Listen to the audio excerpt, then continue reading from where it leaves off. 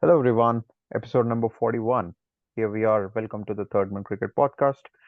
Of course, the fourth test is not very far away, much awaited at Narendra Modi uh, International Stadium, our very own Motera. But what necessarily happened at the third test in Indore is necessarily something that we need to talk about more.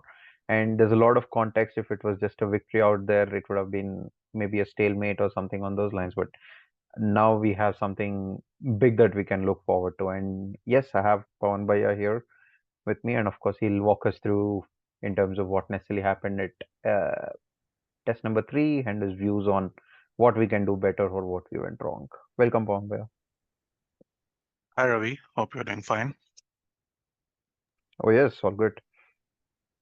Yes, it was a roller coaster ride, and we've had some life thrown back into the series now with Australia winning at Indore, which was the last minute change from Dharamsala. And I guess to hand the benefit of doubt to the local curators over there, I think they might have been a bit undercooked with the kind of pitch that was prepared. And we were back to those raging turners that we have been accustomed to see in the last couple of years, where um, batting gets absolutely difficult, not only for the visiting teams, but for the home team as well. So I think we went back to that template and saw an absolutely raging turner with the ball spinning right from the outset on day one. And I personally am against such kind of pitches because it then brings the opposition spinners also into picture who might not be so adept skills wise as the Indian spinners are, barring somebody like a Nathan Lyon, who is a seasoned pro. It would bring the other spinners also into contention. And that can be seen from historical evidence. And Aussies introduced the spin as soon as the sixth over, after Steve Smith saw that both the likes of Rohit Sharma and Shubman Gill were scoring at a fair pace against Mitchell Stark and Cam Green. Surprise was that the Aussies missed out a couple of times, dismissing Rohit Sharma in that first over of the Test match, once got behind and then with LBW. Normally, we see that Alex Carey is very good with assisting his skippers for reviews, but this was, a different kind of a situation for them, and they missed out. But thankfully, they did not have to pay too much for it. And once Matthew Kuhneman was introduced into the attack on the stroke of the sixth over, we saw the Indians just crumble after that. And that has been a point of concern, like I mentioned, when we have such kind of pitches, even our experienced Indian batsmen or the young greenhorns in the team have found it very, very difficult to survive on these kind of pitches, let alone score runs. And once Matthew Kuhneman, was able to land the ball on the correct spot, uh, the wickets just kept crumbling, and India folded out for 109. And you are not giving yourself much chances when you end up with that kind of a score in the first innings, when everyone was thinking that India had got the advantage after winning the toss and decided to bat on such a pitch. And for the third time running, it's proved that the team that has gone on to win the toss has gone on to lose the match as well. Um, but the solace for the Indians was that the pitch was assisting the spinners, and they thought that they have a pretty good chance of finishing up on level terms with the Aussies, or maybe who knows, eke out a lead as well, considering how prone to dramatic collapses Australia have been in those first couple of test matches where they got bowled out virtually inside one session. Uh, and Indians started very well with Jadeja, taking the wicket of Travis Head. But then again, the match-winning partnership or the defining partnership was between Usman Khawaja and Marnus Labuschagne of 96 runs. I don't think there was partnership of more than 50 runs in the rest of the test match. So having that partnership helped the Aussies a great deal. And I think in that first day, The Indian spinners were not up to scratch, and usually Jadeja and Ashwin had an off day. They erred on the fuller side on that kind of a pitch. Sometimes you tend to try that bit harder to take those wickets, especially knowing that you have only got 109 runs to play with on the board, and you can get carried away and try to take a wicket every ball instead of settling into a nice line and length, and then building up that pressure with maidens and let the pitch do the rest against these batsmen. That's where I think Ashwin and Jadeja faltered on that first evening, where they tried a tad bit too hard and um, overpitched many times. And no balls from Ravindra Jadeja again did not help. It's amazing how, for a spinner like him, who hardly takes 3 or 4 paces to deliver the ball, he bowls no balls on a consistent basis. Um, and he got Labuschagne out bowled on that no ball. God knows what might have happened had that not been a no ball, and you could have seen another Australian collapse at the end of the day. And then again, they burned down 2 reviews, which were pretty straightforward and need not have been taken. And then I think this is where the likes of Srikar Bharat need to be very firm and you know remove that mirage of seniority in the team. And it's a classic case of getting overawed by the senior bowlers in the team. That what will they think if I say that this is not a review worth taking? And what transpired was after they burned those couple of reviews, there was a confident shout against Manas Labuschagne, who was absolutely plumb against Ashwin, and they did not go for a review just because psychologically they were thinking that we have burned 2 reviews. But before end of first day, they were able to secure the wickets of Labuschagne and then Smith, the 2 key players, and come the second morning, Australia were still in a healthy position. Not to mention Usman Khawaja again was very, very good following up from Delhi and to a fell to a needless shot. His wicket was more because of his undoing, where he tried to sweep a ball and did not keep it down. So it was more of a bad shot from him than the bowler taking his wicket. And then on the second day, when the thing started, was Aussies were 46 runs ahead, I think, with 6 wickets in hand, and the likes of Peter Hanscom and Cameron Green were very patient for the first hour on second day, and um, you know did not record any loss for the Aussies. But the good thing from the Indian point of view was they did not let them score any runs. They kept things tight, and they did not let them score more than 15 or 20 runs in that first hour. And post that first hour, when Rohit Sharma, changed the attack and got Umesh Yadav into the scheme of things, all hell broke loose, and there was another dramatic collapse where he and Ashwin engineered that collapse, and the Aussies lost their last 6 wickets for 11 runs. It was also very perplexing that Rohit Sharma kept Ravichandran Ashwin out of the attack for that entire first hour on day 2 and persisted with the twin left arm attack of Akshar Patel and Ravindra Jadeja. Kudos again to Umesh Yadav. I think he took his 100th wicket in India, and he's been sort of a fall guy in this Indian team attack who made his debut back in 2011, so has been around the Indian Test team for the last 12 years, but has not been given those consistent chances. And whenever somebody had to be done away with the playing 11, he was made an easy scapegoat most of the times. But in Indian conditions, he's got a fantastic record with the new ball, and also everyone is aware of his credentials with the old ball, which he reverses very well. And still, Aussies were ahead by 88 runs, which was a gold dust kind of a lead on that kind of a wicket, and everyone knew that Indians had to bat out of their skin in the second innings and at least score 250 so that they could give Aussies around 150 to 160 target, which would have been very challenging in the fourth innings. And enter Nathan Lyon, and he produced a masterclass again.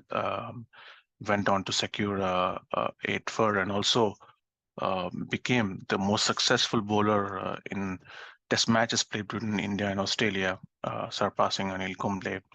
And I think his biggest strength is, you know, banking on his stock ball, that is the off spinner. Does not have much variations if we speak otherwise, like a doosra or a carom ball or any sort of that stuff.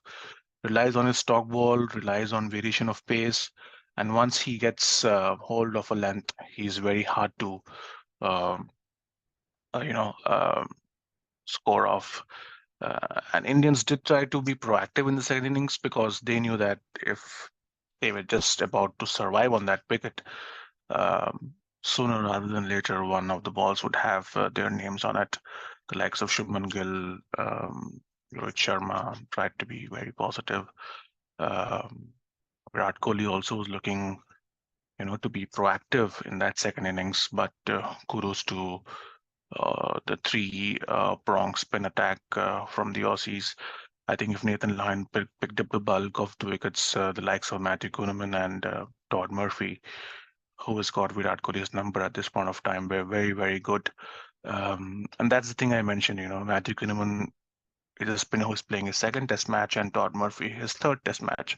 And when you offer these sort of wickets, even these kind of spinners who virtually don't have any experience in the international arena, become threatening and menacing, and you bring them into the game. But that does not take away any credit from them.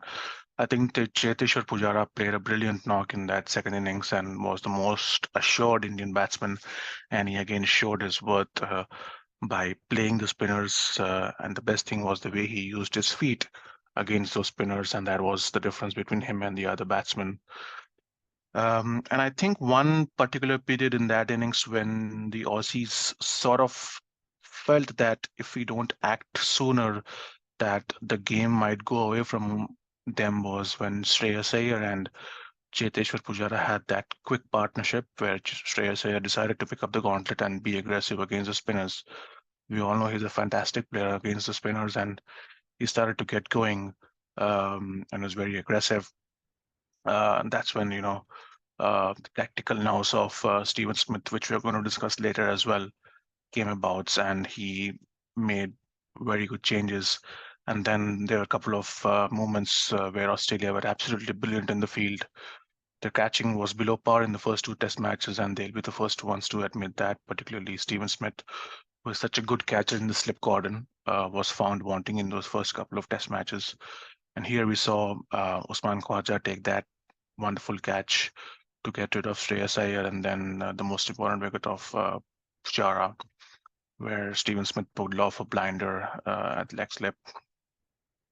And that basically ensured that India went ahead only by 75 runs, and Aussies had to get 76 runs at the close of play on day two. And then we heard all those noises from the Indian media saying that how India could still be in a position on that pitch to win the game, which was, I think, a far-fetched idea.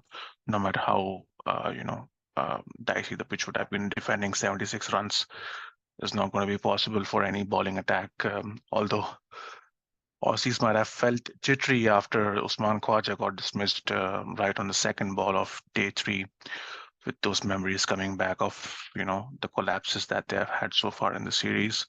But I think Travis Head and Manus Labuschagne played a good waiting game in the first hour where they thwarted Jadeja and Ashwin for that first hour by not concentrating on scoring runs. And then for some or the other reason, I think the ball was changed because um, the seam of the previous ball had given up. And then once the ball changed, you could see the Indian spinners were not too happy with it. And that's the moment, Travis had stepped on the gas and got into aggressive mode, which he's known for. And it was just a matter of fact after the first drinks break that the Aussies finished that test match in an emphatic manner and won it by 9 wickets. So, and they have secured their place in the World Test Championship final, and are now awaiting who are going to be their opponents, whether India or Sri Lanka. So, all in all, kudos to them. Everyone was saying that with players going back and a lot of injuries and them being 2-0 down, it's hard to see them come back, including us. But they pulled a rabbit out of a hat in that scenario, and I think it was a blessing in disguise at that point of time that somebody like Steven Smith got to captain them from that perspective. So they know that they are through to the WTC final, which is a larger goal, despite knowing the fact that they will not be able to retain the Border Gavaskar Trophy or win the series in India, which might be a last opportunity for many players because they don't tour India until 2027 in 4 years' time, where most of uh, the players in this team might have hung their boots up by that time. But they do have an opportunity of drawing a series, and not many teams do that as well against India in India. And that will be as good as winning a series in my books if they are able to draw level in Ahmedabad. So full marks to them. India would like to feel that this is an aberration. Rohit Sharma made it clear in no uncertain terms that these are the kind of pitches that they have opted for, and these are the kind of pitches they want to play on. So I will not be surprised if same kind of conditions are there in Ahmedabad as well. Although he did mention before the Indore test that if we win this match, we will opt for a green top and prepare for the WTC final in Ahmedabad, which is obviously not going to be the case. Um, and finally, I would like to wrap up that I could sense from the body language of the Indians as well that they were a bit complacent and did not expect Australia to come back after those defeats in the first two test matches, and that reflected in the kind of batting that the Indians did on the first morning, where they took their chances, were not ready to grind it out, and were wanting to hit their way out of trouble. So they would like to feel it's an aberration, and they would want normal service to resume and hopefully go on and win the series 3-1 and qualify for the WTC final without depending on other results. So that, in a nutshell, was my review of the third Test match. And if we look forward to the last Test match in Ahmedabad, which is going to be held at the Narendra Modi Stadium, which is building up to be a political and a sporting spectacle of its own. Do you see any changes happening with respect to both the teams, Ravi? And what do you feel might be the pitch as well? Because reports coming in say that there are two strips that are being prepared at the stadium, and the Aussies do not have a clue still which is going to be the final strip. Um, and the Indians are also looking at their options, and then basically it'll then be decided by their team management as to which is going to be the pitch on which they're going to play at in Ahmedabad. Yep, I mean, it's fun, right? Like two strips, and we Aussies are still figuring out which and what's gonna happen. But at the same time, it's a bit fishy as well, right? Because there are a lot of scenarios in mind. They would like to, not necessarily go level, and at the same time not necessarily prepare the landmines that we saw in Indore. Like you rightly told, I mean, in defense of Indore curators, the last moment change or them hosting a couple of games of Ranji back in Jan, I believe. These are not. I mean, there are definitely many other venues, but I still don't know why they went ahead with Indore. But nonetheless, since we lost the game, there are a lot of conversations on it, and we, it's a stretched um, piece even now for that matter. But nonetheless, coming to Ahmedabad, landmines should be avoided. Let's also face it. One fact is that this Indian cricket team is also not a amazing player of spin, like how it was probably 7 or 8 years ago, or even more perhaps. They're vulnerable. We've seen it in the first and second test also in a way. Even in the first test, top order. I mean, we saw Rohit Sharma play well, but not great contributions. And then with some genuine contributions from the so-called tail for that matter. So Ahmedabad, two pitches. I just hope on one side that we definitely should not be seeing a Rawalpindi kind of a pitch wherein it's a run fest, and they just go on to bat and bat and bat for over 5 days, and then it's 2-1, curtains close, India through to the World Test Championship finale, right? but still, it's given Ahmedabad didn't host some amount of cricket, test cricket, especially in the last few months, or in fact, I think the last being against England. We can it's not very clear in terms of uh, how would it behave. Uh, Huge stadium, 8 to 10 strips, so they get to choose what. But I personally feel there are a lot of instructions that are going from BCCI, though the curators are kind of denying because they themselves are not very clear what exactly needs to be done here, right? Because England with barely their spinning prowess, Joe Root went ahead and I think took maybe what 5 for 8 or something, right? And then Ashwin and Akshar Patel claimed about 35, 40 wickets the last time we played against England on that landmine, so to say. But nonetheless, it's going to be interesting to start with the both prime ministers from Australia and India out there. Ahmedabad always turns up in great number, uh, thanks to its proximity to say healthy cricketing cities like Baroda, Surat, and Bombay as well to a great extent. So that's something that to keep in mind.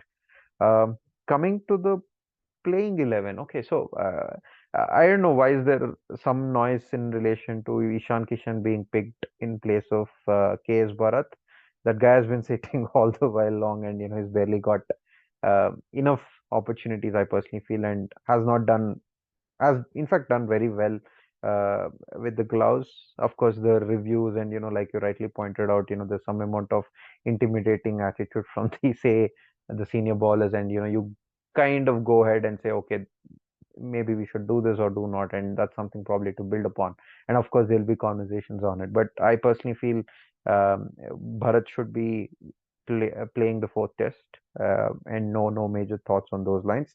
And same goes with Shubman Gill for that matter. I mean, there's still some noise on social media saying, okay, what has he done, and so on and so forth. But come on, let's be practical.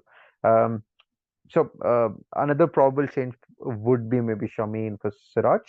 I wouldn't mind that because I personally feel um, it'll still be a track wherein we are heavily reliant on the trio, and not and changing the seam attack should, I mean, especially of that quality, right? It should not necessarily hamper our plans. Um so that's where we are, I think, with the playing 11. And with Australia, I don't see any change from their end. I'm not. To be honest, I'm not very sure if there is any knock or anything on those lines in the last 1 or 2 days. But at the same time, I feel it's going to be the same playing 11 from their end. So what do you think, Baya? What's up with Australia more to say? Yeah, I totally agree with your point of view, Ravi, that I don't see the Aussies making any changes. I think they have a better balance to their side with somebody like Cam Green at number 6, and he can fill in as a second pacer whenever required. They've got those three spinners as well, and there is no good reason for them to change unless they see a lot of grass tomorrow morning for that test match, which seems unlikely, and they can harbor thoughts of drafting in somebody like Scott Boland at the expense of one of the spinners, but I don't see that happening. So I would, expect them to put out the same level on the park. As far as India is concerned, you know, nobody should be questioning KS Bharat, because if you're going to replace him for the lack of runs, then which batsman has scored runs in the series from both the sides? More so specifically, India, barring that century from Rohit Sharma and those twin knocks from Akshar in those first two test matches, there haven't been many big scores from any other batsmen. So why make KS Bharat the scapegoat? He's kept brilliantly. So I think they will virtually continue with him as well. And like you mentioned, the only change I see that Shami is coming in for Siraj as a rotation policy. And Siraj will also stay to play all the three matches in the coming up ODI series, so it'll be a good worthwhile rest for him. And then they should be ideally backing uh, the other players to, produce the results for them in that final test match. Um, which points us out to, the next point of discussion quickly is how effective was Steve Smith as a captain, and I think he was tactically absolutely brilliant in that third Test match in Indore, and Absolutely. he was able to draw from his experience of leading the side earlier whenever he was in charge prior to that Sandpaper Gate incident, bringing on the spinners early after 5 overs in that first innings on the first day of the Test match, handling three spinners effectively. Whenever there are three spinners, one of them gets underbowled, then he sensed that Matthew Kuhneman was providing more sense of purpose and danger to the opposition in that first innings, so he backed them and sort of held Todd Murphy in a holding role behind Lyon and Kuhneman for this Test match, and the youngster responded absolutely brilliantly. And one point I don't know if many people noticed was whenever Jadeja or Akshar came into bat, he did not bowl Matthew Kuhneman for even 1 over. I think that was very, very thoughtful. Left arm spinner against left-handed batsman. That's a matchup with which modern day captains resist from, going ahead with. Personally, I think that's a truckload of bullshit, because if you're a good enough bowler, you should be able to bowl against any kind of batsman. If you have no issues bowling the right arm off spinner against the right-handed batsman, so why should it bother you bowling the left arm spinner against the left-handed batsman? But he knew that especially in that second innings, a quick 30 or a 40 run burst from a batsman could stretch that Indian lead. So he did not bowl Kuhneman, was a bit off color in that second innings. And then when he sensed that, Shreyas Iyer was on a roll, and he could, take the game away from them in no time, he switched over to Mitchell Stark, wherein many people would have thought that there might be a short stuff barrage coming against the likes of Shreyas Iyer, but even though Stark did not, bowl well as per his credentials, still he was able to eke out a wicket due to a fielding brilliance of Osman Khwaja. And then, having those in and out fields, like it's been the norm in this test matches where the captains have tried to save runs as well as get those wicket taking opportunities, then being in good catching form as well. And that catch to dismiss, like I mentioned, of Cheteshwar Pujara was the key moment in that second innings. So I think, like I mentioned, it was a blessing in disguise for the Aussies to come back from 2-0 down. I know Pat Cummins relies a lot on Stephen Smith for his inputs, with him being the vice captain and the senior pro in the team. And very quickly, he was um, able to dust off that thing as well when somebody asked him that if he wants to be the long-term captain again for the Aussies. He mentioned that this was Pat Cummins' team and he was just filling in the meanwhile.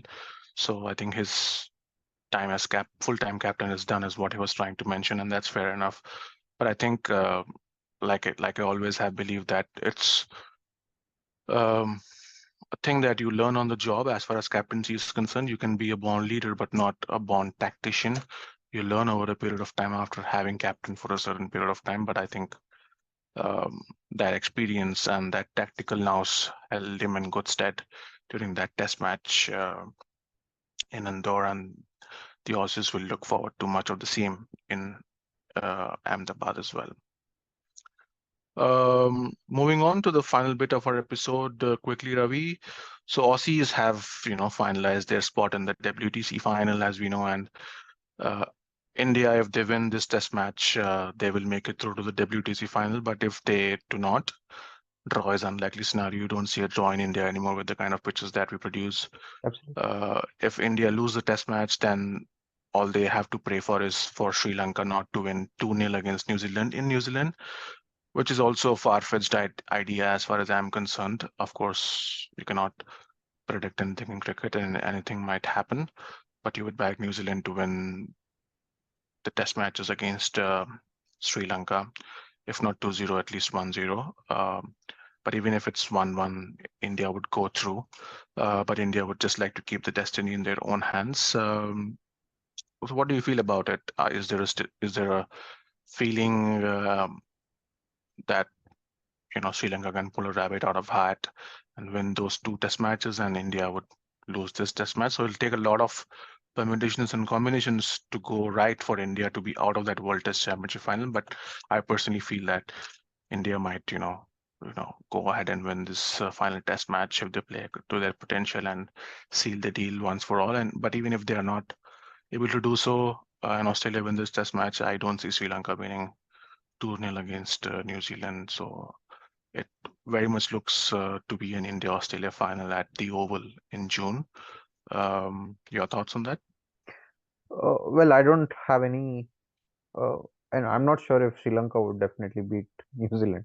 But the fact is, I'm, I don't know. I'm very confident that New Zealand will do something or the other to spoil our plans, like the last maybe 10 years or 15 years. So, I mean, on a lighter side, I think that's a statement on the lighter side. But yeah, nonetheless, I think it's going to be business as usual for New Zealand too, wherein probably it's going to be an easy victory for them. 2-0, them winning is a, I'll say that's where the odds are. And of course, like you rightly told, India should not necessarily rely and on anyone else or probably just keep destiny within their own hands. So they'd like to kind of win it 3-1 and not necessarily look at a 2-all situation wherein Australia, though they lose, or probably India, though they've retained, Australia will remain to be the winners in true sense in a way or two. So, yeah, I think that's where probably uh, it's important for India to go ahead and win this game and then uh, go ahead with the mad T20 season and then for the World Test Championship finale as well. So, yep, I mean that's pretty much it, guys, from our side. And any final thoughts, Bayo? No, I think Ravi will sure come up with the next episode post the end of the Border Gavaskar Trophy and review the fourth Test match and the series on the whole, and then we'll have a clear picture about the WTC final as well. 100%, absolutely. Thanks, everyone. Thanks for tuning in. Cheers. Thank you.